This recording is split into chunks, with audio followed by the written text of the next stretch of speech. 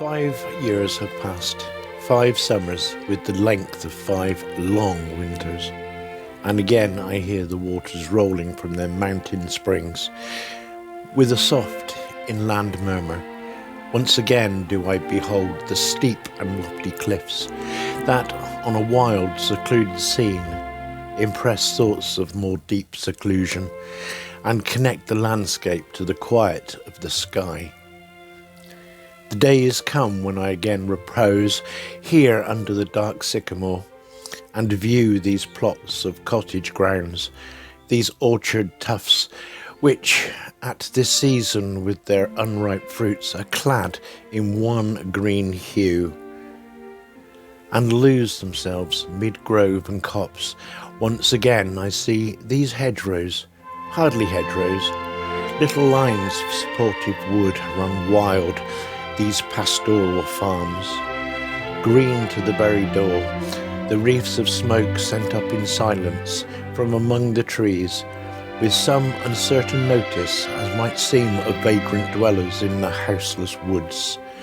or of some hermit's cave, where by the fire the hermit sits alone. These beauteous forms through a long absence have not been to me, as is a landscape to a blind man's eye, but oft in lonely rooms and amid the din of towns and cities I have owed to them, in hours of weariness, sensations sweet felt in the blood and felt among the heart, and passing even into my purer mind,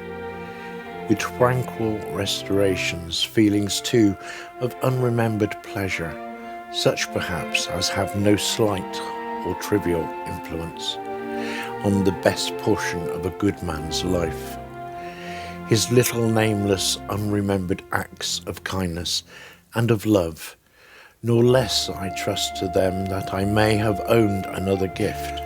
of aspect more sublime and blessed mood,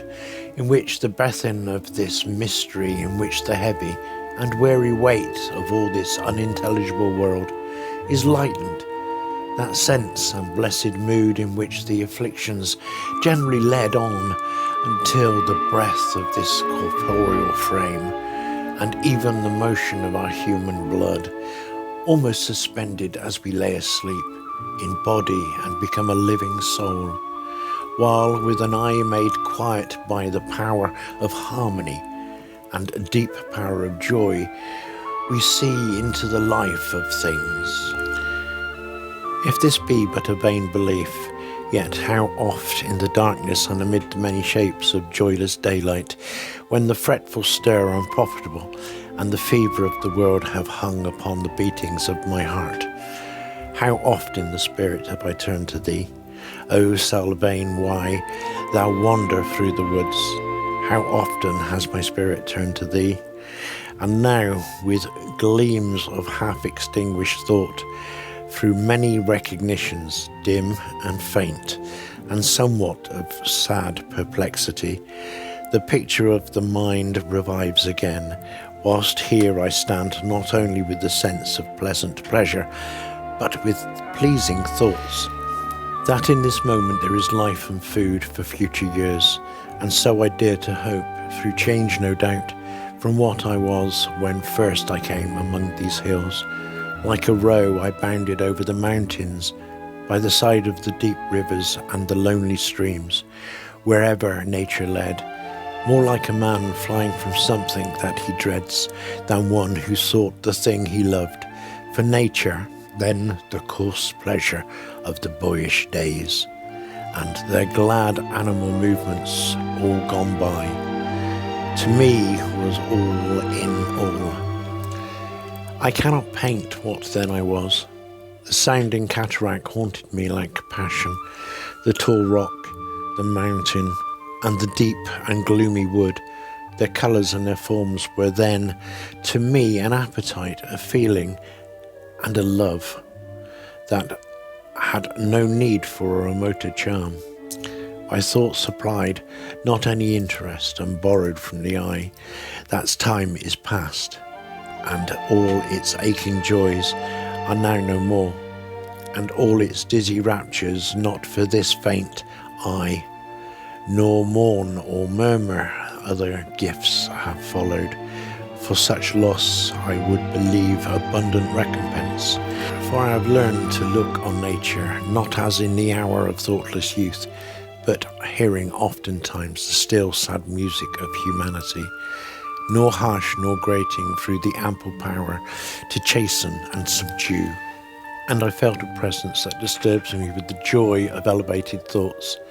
a sense sublime of something far more deeply interfused, those dwelling as the light of setting suns, and the round oceans, and the living air, and the blue sky, and in the mind of man a motion and a spirit that impels all thinking things, all objects of all thought, and rolls through all things. Therefore I am still a lover of the meadows and the woods and mountains, and of all that we behold from this green earth, of all the mighty world of eye to ear, both that have half create and that perceive, well pleased to recognize all nature and the language of the sense,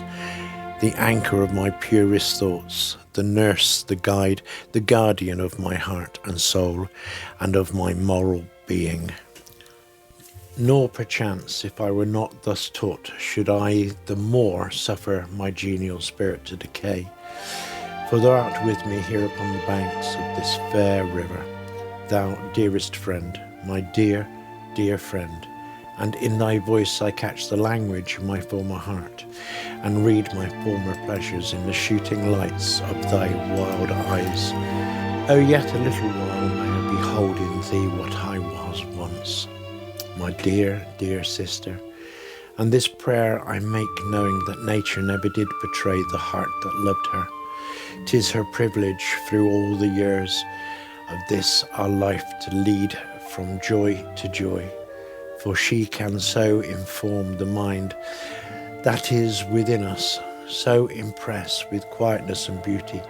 and so feed with lofty thoughts, that neither evil tongues, nor rash judgments, nor the sneers of selfish men, nor greetings where no kindness is, nor all the dreary intercourse of daily life shall e'er prevail against us, nor disturb our cheerful faith,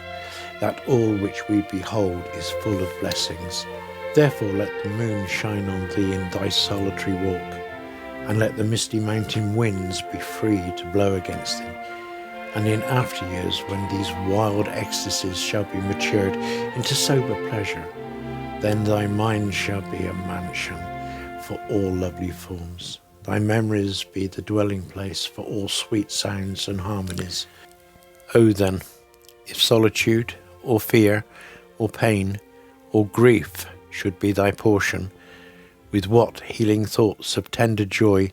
wilt thou remember me and these my exhortations? Nor perchance, if I should be where I no more can hear thy voice, nor catch from thy wild eye these gleams of past existence, wilt thou then forget that on the banks of this delightful stream we stood together, and that I, so long a worshipper of nature, hither came unwearied, in that service rather say with warmer love, oh, with that far deeper zeal of holier love. Nor wilt thou then forget that after many wanderings, many years of absence, these steep woods and lofty cliffs, and this green pastoral landscape were to me